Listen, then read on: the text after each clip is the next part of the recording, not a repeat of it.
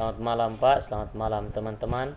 Perkenalkan, nama lengkap saya Marun Aspari, NIM 1703030090, kelas B reguler pagi dari Universitas Nusa Cendana Kupang. Baik, pada saat ini saya akan menjelaskan sedikit materi tugas sosiologi terapan. Baik, langsung saja. Pada bagian yang pertama terdapat sosial, kekhawatiran, konsep, dan pertanyaan. Di sini, saat fajar abad ke-21, sains dan teknologi adalah keunggulan utama dalam kehidupan orang di seluruh dunia. Baik itu tes kesehatan diterima oleh orang yang dicintai, ancaman terhadap pekerjaan yang ditimbulkan oleh mekanisasi atau komputerisasi, pabrik kimia di lingkungan seseorang, atau kebijakan tentang pemanasan global. Dalam hal ini, ilmu pengetahuan dan teknologi besar dan kecil mempengaruhi hidup kita. Kewarganegaraan di dunia ini menuntut kita untuk belajar memahami masalah yang diangkat oleh lingkungan kita. Kita harus memelihara pembangunan alat yang akan memungkinkan kita untuk terlibat dalam pemahaman kritis tentang perkembangan di ilmu pengetahuan dan teknologi. Tujuan dari buku ini adalah menyediakan seperangkat itu atau alat konsep penting untuk penilaian ilmu pengetahuan dan teknologi. Dengan melakukan itu, saya tidak bermaksud menyeratkan bahwa ini adalah satu-satunya konsep yang dapat digunakan untuk terlibat secara analitis dalam dunia sains dan teknologi. Pertimbangan kekayaan intelektual adalah pusat perdebatan tentang perkembangan teknosains. Ilmuwan, bisnis orang, dan pejabat pemerintah tidak setuju tentang siapa yang harus memiliki manusia genom, dan mahasiswa serta eksekutif rekaman berdebat tentang garis sirkulasi musik di World Wide Web. Betapa pentingnya intelektual, perlindungan properti untuk promosi inovasi dan pertumbuhan ekonomi. Siapa yang diuntungkan dari paten dan hak cipta, dan siapa yang dirugikan. Dalam bab ini, saya menginterogasi akal sehat sosial kita tentang keutamaan intel perlindungan properti kuliah. Bab ini menyarankan bukti yang mendukung pentingnya dipertanyakan, dan dalam beberapa kasus intelektual, perlindungan properti dapat menghambat inovasi dan pertumbuhan ekonomi. Pada bagian yang kedua terdapat menyerahkan debat atau bioteknologi dan pertanian. Di sini, ekonomi Amerika Serikat dan global berada di tengah-tengah transformasi besar-besaran. Garis besar lengkap dari ekonomi baru yang muncul sama sekali tidak pasti, tetapi beberapa karakteristik sentral dari ekonomi baru jelas. Banyak negara di belahan bumi utara yang menjauh dari fondasi pasca Perang Dunia Kedua, mereka di industri barat, dan hingga sampai batas tertentu, perusahaan cerobong asap yang tersisa sedang menggantikan model produksi dengan berbagai bentuk organisasi yang fleksibel. Banyak pekerjaan yang tidak terampil yang sedang dikerjakan ke negara-negara di belahan bumi selatan. Pada saat yang sama, Amerika Serikat dan lainnya negara-negara barat semakin bergeser ke teknologi tinggi, pengetahuan, mode produksi, insentif. Industri yang ditampilkan secara sentral dalam hal ini ekonomi baru adalah teknologi informasi dan bioteknologi. Kedua mesin pertumbuhan ekonomi ini memiliki arti yang berbeda bagi negara. Mencoba di utara dan selatan. Untuk negara-negara industri tinggi sementara penciptaan. Melihat perpecahan kelas sosial baru, sektor-sektor ini menjanjikan peningkatan ekonomi yang efisiensi dan produktivitas. Mereka dapat mengurangi polusi, peningkatan keamanan, transportasi, obat-obatan penyelamat nyawa, dan makanan baru. Untuk negara-negara mencoba di bagian selatan, keuntungan dari ekonomi baru kurang jelas. Perselisihan tentang kepemilikan bahan biologis, penting untuk ekonomi revolusi sedang berlangsung. Kondisi kerja berbahaya di perusahaan milik Amerika Serikat atau perusahaan multinasional yang berbasis di Eropa, dan meningkatnya kesenjangan kekayaan dan akses ke teknologi baru, visi optimis, awan dari masa depan teknologi. Apa itu bioteknologi? Definisi bioteknologi bervariasi, tetapi penting bagi semuanya.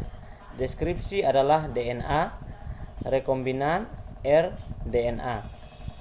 Sebuah teknik yang dikembangkan di awal tahun 1970-an oleh Stanley Cohen dari Universitas Stanford dan Heber Boyer dari Universitas California San Francisco. rDNA dapat dipahami sebagai metode untuk mengisolasi dan membuat banyak salinan dari segmen DNA atau seluruh gen, dan untuk memindahkan DNA dari satu organisme dan menggabungkannya dengan materi genetik dari yang lain. Apa yang membuat teknologi ini revolusioner adalah kemungkinannya yang diciptakan untuk menghindari hambatan biologis alami ketidakcocokan. Artinya, DNA memungkinkan penggabungan pasangan genetik real dari dua spesies hewan yang berbeda, atau bahkan untuk menggabungkan pasangan genetik real tumbuhan dan hewan atau bakteri.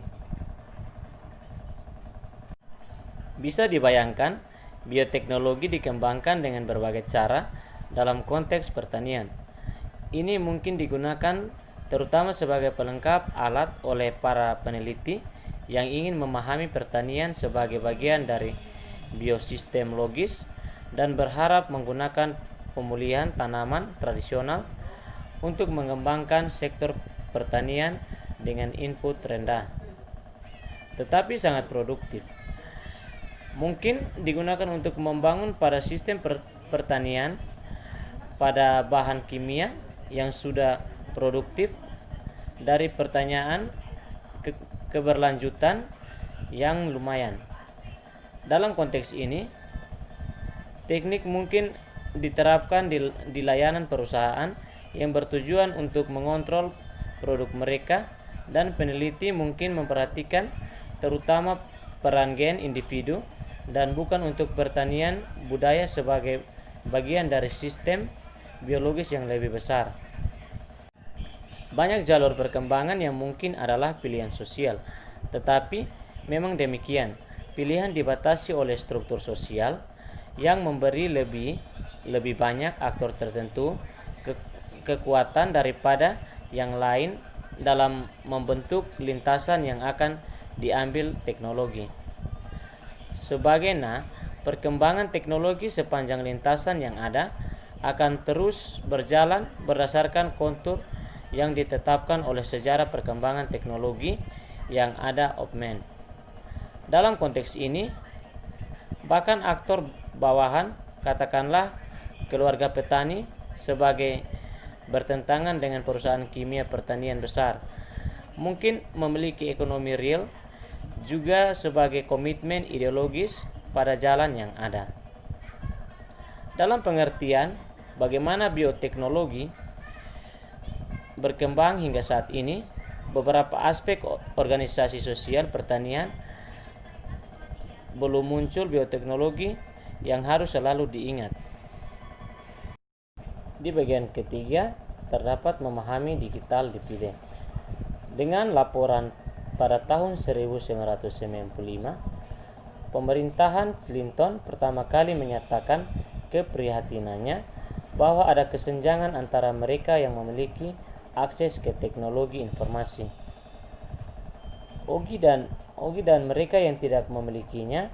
Departemen Perdagangan Amerika Serikat tahun 1995.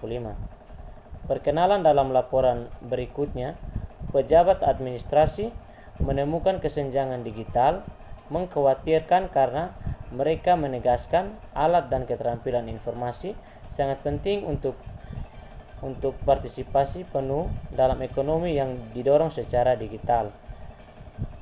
Atau Departemen Perdagangan Amerika Serikat (MERS) pada tahun 1999, Departemen Perdagangan Amerika Serikat pada tahun 2000. Dengan kata lain, manfaat belajar dari kemakmuran ekonomi yang telah dan akan dibawa oleh revolusi teknologi informasi menurut individu memiliki akses ke alat dan keterampilan yang menjadi fondasi perekonomian ini. Pada bagian yang keempat, terdapat politik sumber daya pribumi. Sejak pertengahan tahun 1980-an, lusinan paten telah dikeluarkan untuk perusahaan dari Amerika Serikat dan Jepang untuk penggunaan NIM dalam berbagai produk yang menarik pada sifat antibakteri tanaman. NIM adalah pohon asli di India dan kualitas obat dan pestisida telah dikenal di negara itu sejak ratusan tahun. Di India, NIM telah digunakan untuk melawan kerusakan pada gigi dan hama pertanian, dan memang menurut satu sumber pengetahuan tradisional di India adalah hal yang menginspirasi penelitian di belahan utara global untuk mengembangkan produk terkait mimba yang dapat memodifikasi. Analisis lain menunjukkan bahwa bahkan ketika sifat-sifat mimba telah dipelajari secara modern laboratorium India, karena perhubungan industri ilmiah tidak berkembang dengan baik, perusahaan India belum mampu mengumpulkan informasi yang diperlukan untuk mengajukan aplikasi untuk semua paten itu. Oleh setiap kriteria, ekuitas yang wajar harus tetap ada di India. Pada bagian yang kelima, terdapat sains, teknologi, dan kolonialisme. Fokus empiris dalam bab ini adalah sumber daya hayati dan pengetahuan. Pada prinsipnya, makhluk hidup apapun bisa menjadi sumber biologi. Di sini, fokus pada tumbuhan, mikroba, dan pada tingkat yang lebih rendah, hewan dan materi genetik yang darinya mereka dibentuk. Seperti sudah ditakdirkan, sebagian besar keanekaragaman genetik dunia, genetik yang sangat luas, yang menyusun semua makhluk hidup, datang dari selatan global. Semua tanaman pangan utama, tanaman yang dikonsumsi dan ditanam oleh sebagian besar populasi planet ini, berasal dari daerah tropis dan subtropis. Apa yang disebut dunia baru bukan hanya sumber yang sangat penting bagi tanaman pangan, obat-obatan, dan industri seperti kakao, kina, tembakau, sisal, karet, tetapi juga merupakan arena baru untuk produksi komoditas tumbuhan dunia lama. Sebagai tambahan, pelayaran awal eksplorasi dan upaya terkait penjajahan dimulai sejak pertukaran yang kompleks. Jadi kurang dari 50 tahun setelah tanaman dari Amerika menuju ke Eropa, mereka juga dapat ditemukan di Cina.